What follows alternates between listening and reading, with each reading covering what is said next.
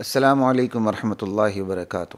بسم اللہ الرحمن الرحیم۔ خواتین و حضرات، آج کی خبر نامے کے ساتھ خلیق الرحمن آپ سے مخاطب ہے۔ آج ہفتے کا دن ہے اور شعبان المعظم 1446 ہجری کی 9 تاریخ ہے اور 8 فروری ہے 2025 عیسوی۔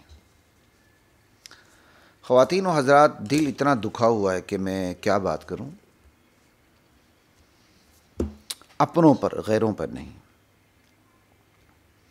آپ نے سنا ہوگا، آپ نے پڑھا ہوگا، ابھی چند دن ہوئے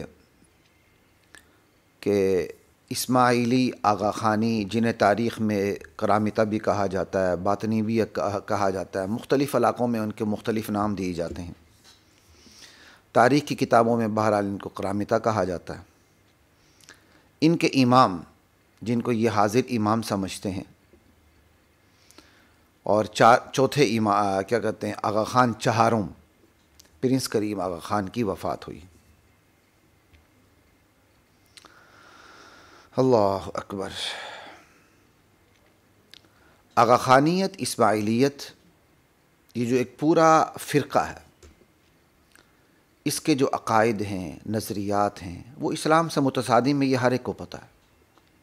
یہی وجہ ہے جہاں جہاں ہمارے مسلمان ہیں، ان کی اسماعیلی برادری میں نہ شادی ہوتی ہے، نکاح بھی نہیں ہوتا، اور پھر ہمارے لوگ وہاں جاتے ہیں تو ان کا ذبیحہ بھی نہیں کھاتے۔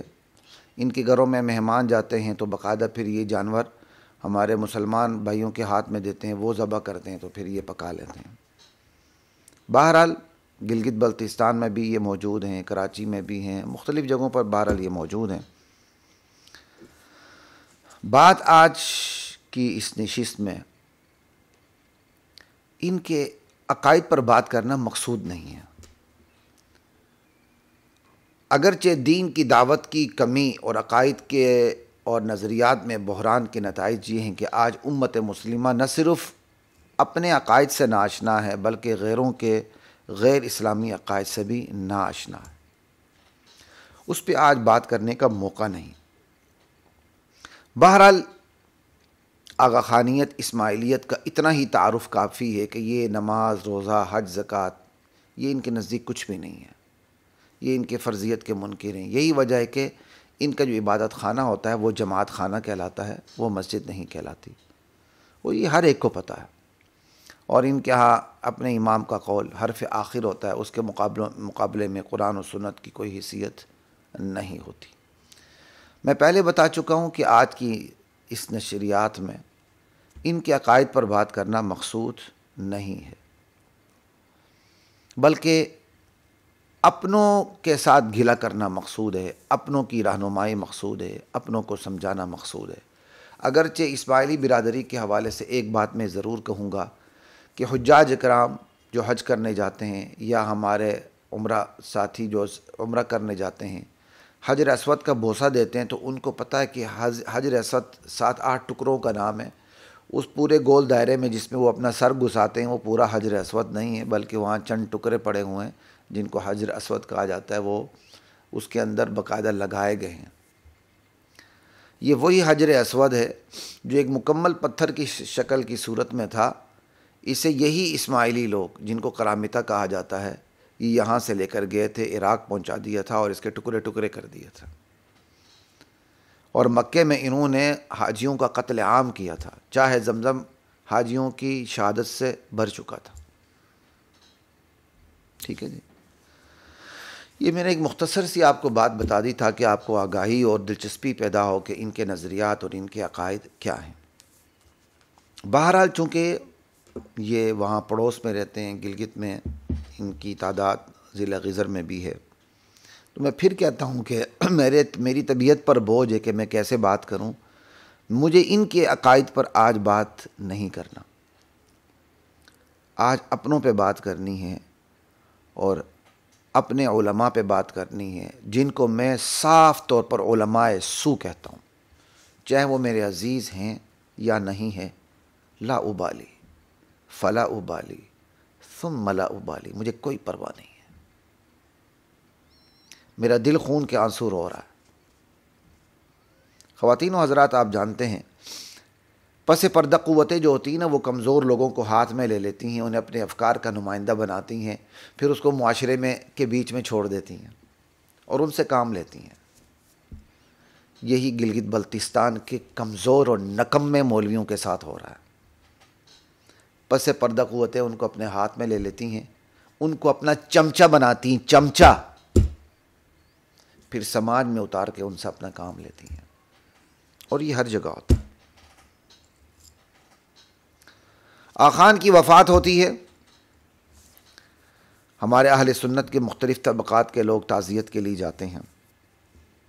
چلیں جی آپ تعزیت کے لیے چلے گئے، تعزیت کسے کہتے ہیں؟ تسلی دینا، ٹھیک ہے جی، لیکن وہاں جانا، آغا خان کے انسانی خدمات کے فہرست بتانا، اور اس کے بعد ان کے لیے دعائے مغفرت کرنا، جنت کا سرٹیفکیٹ، بلکہ سرٹیفکیٹ کیا ہے، اس کو سرٹیفکیٹ کہنا چاہیے۔ بعض لوگ ہوتے ہیں نا سرٹیفکیٹ کو سرٹیفکیٹ کہتے ہیں، وہ جنت کا سرٹیفکیٹ ہاتھ میں دینا۔ بہرحال دل خون کے آنسر ہوتا ہے۔ ایک مولوی صاحب نے قل ان صلاتی و نسکی و محیای و مماتی للہ رب العالمین بھی پڑھا اور آیت بھی غلط پڑھی۔ اسی مولوی صاحب نے جناب علی ماشاءاللہ آغا خان کی خدمات کو گنواتے ہوئے فمن یعمل مثقال ذرۃ خیرا یرہ ومن یعمل مثقال ذرۃ شرا یرہ پڑھا، اور غالباً یہ بھی غلط پڑھا کہ جو اچھے اعمال ہوگے بندہ وہاں دیکھ لے گا، جو برے اعمال ہوگے وہ بھی وہاں دیکھ لے گا۔ مولوی صاحب قرآن کریم کی آیت، ایک اور آیت بھی ہے، وَقَدِمْنَا إِلَىٰ مَا عَمِلُوا مِنْ عَمَلٍ فَجَعَلْنَاهُ هَبَاءً مَنْثُورًا۔ اسلام سے متصادم جن کے بھی نظریات ہوں گے، قیامت کا دن ہوگا، اللہ تعالیٰ ان لوگوں کے نیک اعمال تک پہنچیں گے جن کی دنیاوی خدمات کافی ہوں گی، بہت سی ہوں گی، لیکن ان کے نظریات دین سے متصادم ہوں گے۔ اللہ ان کے تمام سوشل ورکس کو، فلاح بہبود کے کام کو، خیراتی کام کو، ڈیولپمنٹ کے کام کو اڑتی ہوئی خاک کر دیں گے۔ مولوی صاحب آپ کو یہ آیت نظر نہیں آئی؟ آپ کو ذرا بھی شرم نہیں آئی؟ آپ کو ذرا بھی حیا نہیں آیا؟ آپ کو ذرا سی بھی غیرت نہیں آئی؟ تعزیت تو ایک محدود دائرے میں ہوتی ہے۔ مغفرت کی دعا مسلمان کے لیے ہوتی، اس کے لیے ہوتی جس کے نظریات اسلام کے مطابق ہوں۔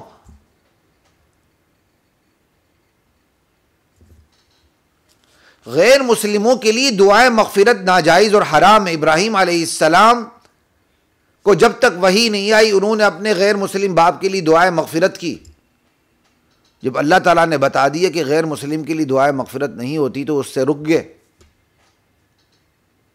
ابو طالب کی وفات کفر پر ہوئی، اللہ تعالیٰ نے صاف اپنے نبی کو کہہ دیا انک لا تہدی من احببت ولکن اللہ یہدی من یشاء۔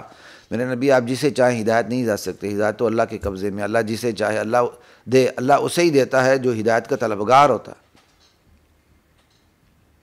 آپ خدمات گنوا رہے ہیں تو حاتم طائی کی کتنی زیادہ خدمات ہیں، ابو طالب کی کتنی زیادہ خدمات ہیں، صحیح بخاری اس کی گواہی دیتی ہے۔ دنیا جہاں کے تمام نیک کام آپ کو جنت نہیں پہنچا سکتے، اللہ کی رضامندی نہیں دے سکتے جب تک کہ نظریات درست نہ ہوں، قرآن و سنت کے مطابق نہ ہوں، توحید رسالت اور آخرت پر ایمان نہ ہو، اور ان سے توحید رسالت آخرت سے متصادم نظریات ہوں گے تو پھر تو بخشش نہیں ہو سکتی۔ ضروریات دین کا انکار، نماز روزہ حج زکوٰۃ کی فرضیت کا انکار، بندہ مسلمان ہی نہیں رہتا۔ کس پہ میں بات کروں؟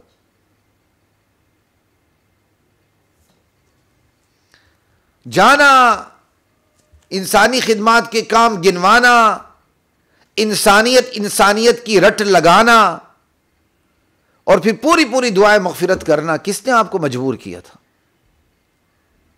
آپ کو پتہ ہے کہ اس کے اثرات کہاں کہاں تک پڑیں گے؟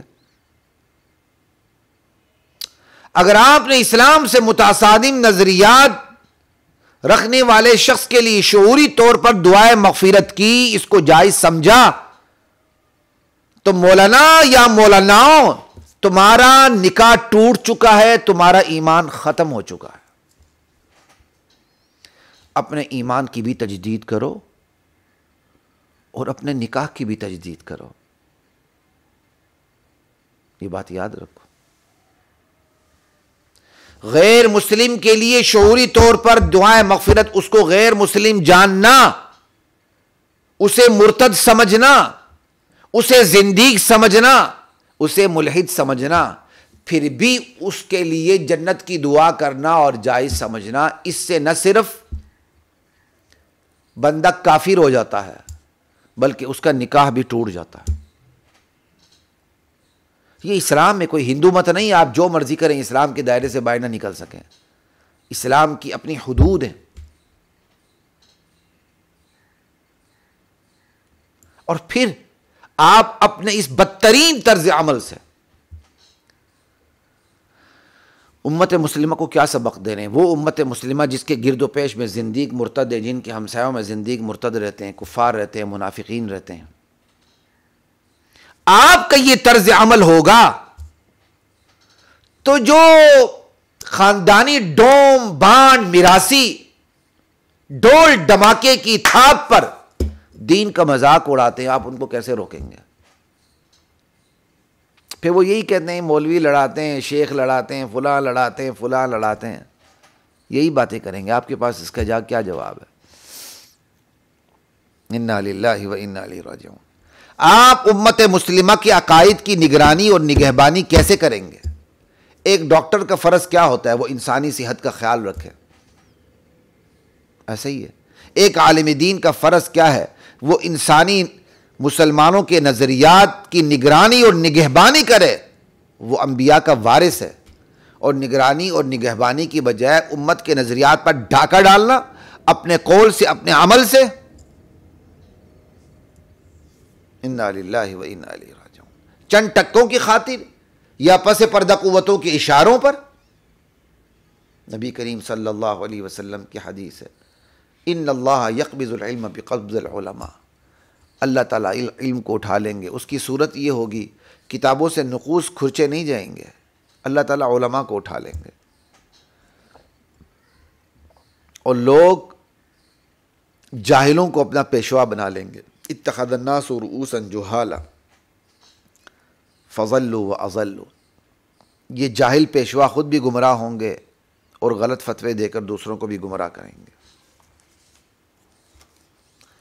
بس میں اس سے زیادہ بات نہیں کرنا چاہتا. میں امت مسلمہ کو پیغام دینا چاہتا ہوں. آپ کے گرد و پیش میں ہر قسم کے علماء ہیں. جس طرح آپ ایک ڈاکٹر کا انتخاب کرتے ہیں اور سوچ سمجھ کے کرتے ہیں، حالانکہ آپ ڈاکٹر نہیں ہوتے، لیکن سوچ سمجھ کر اپنی عقل استعمال کرتے ہیں تو صحیح ڈاکٹر تک پہنچ جاتے ہیں، عطائی سے بچتے ہیں. اس سے زیادہ کہیں آپ کی ذمہ داری ہے کہ معاشرے میں ہر قسم کے علماء ہیں. بکاؤ علماء ہیں، علماء سو ہیں، نظریات پر ڈاکہ ڈالنے والے علماء ہیں، نظریات کا سودا کرنے والے علماء ہیں، پس پردہ قوتوں کے اشاروں پر ناچنے والے علماء ہیں، چند ٹکوں کی خاطر اپنے دین کا سودا کرنے والے علماء ہیں، اور اللہ کے دین کی خاطر اپنے سینوں کو چھلنی کرنے والے علماء بھی ہیں. چھان پھٹک کے چھان بین تحقیق کرنے کے بعد علماء حق کا انتخاب کیجیے اور ان کے پیچھے چلیے. وہ علماء جو آپ کے دین کی کا تحفظ نہیں کر سکتے بلکہ الٹا آپ کے دین کے نظریات پر ڈاکہ ڈالتے ہیں، ان سے بچیں، چاہے وہ آپ کے اپنے کیوں نہ ہوں. بس میں آج اتنی ہی سی آپ سے بات کرنے کے لیے آج میں حاضر ہوا تھا. اجازت دیجیے. السلام علیکم ورحمۃ اللہ وبرکاتہ.